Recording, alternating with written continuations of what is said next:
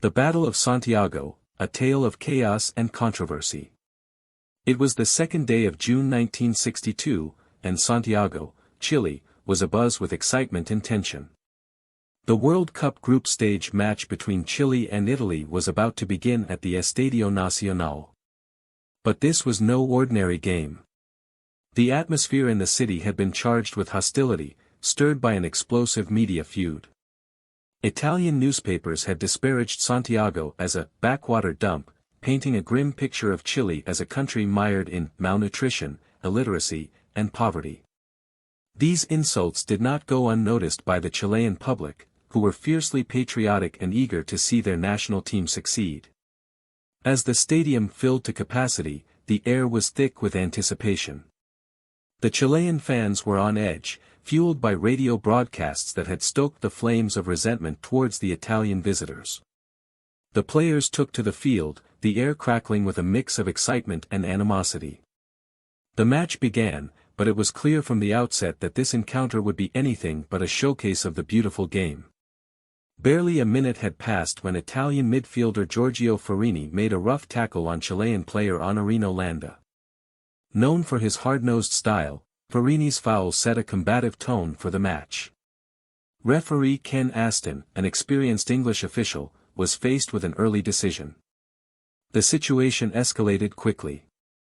In the 8th minute, Farini delivered another aggressive challenge, this time leaving the referee with no choice. Aston reached into his pocket and produced a red card, sending Farini off. But Farini did not go quietly.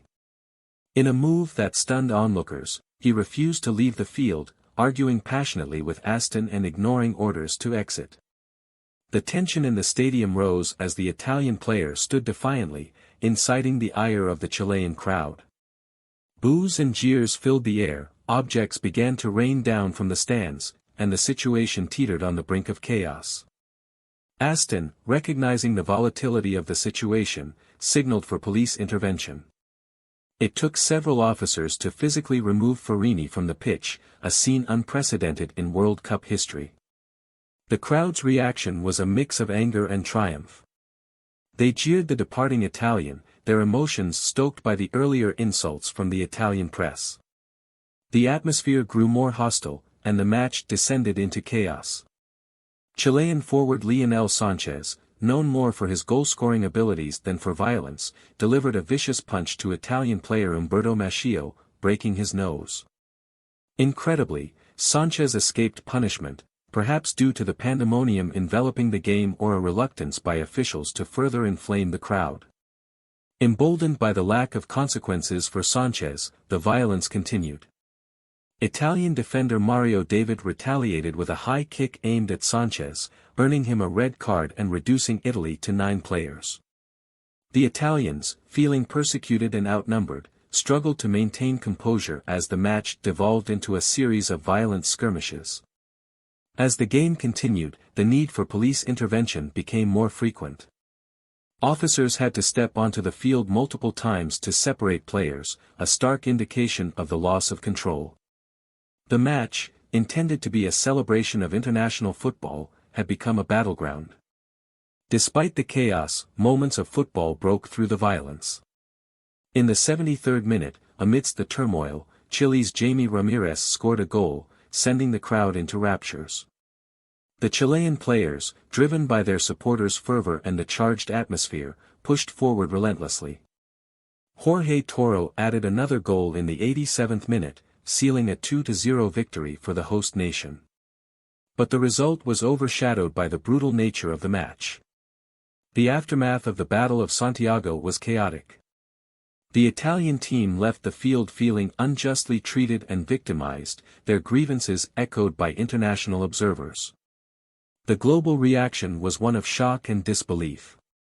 The BBC broadcast the match with a rare warning about its violent content, while other networks chose not to air it, fearing it would damage the sport's reputation.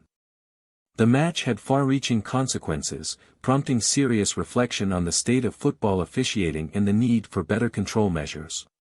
The violence witnessed in Santiago indirectly led to the introduction of the yellow and red card system, a crucial development in football's disciplinary practices. The Battle of Santiago remains a notorious chapter in World Cup history, a stark reminder of what can happen when sportsmanship is abandoned and emotions run unchecked. It is remembered not for the skill displayed or the goals scored, but for the chaos and disorder that overshadowed the game. This infamous match serves as a cautionary tale about the importance of maintaining control and integrity in sports, ensuring that such a spectacle of violence is never repeated.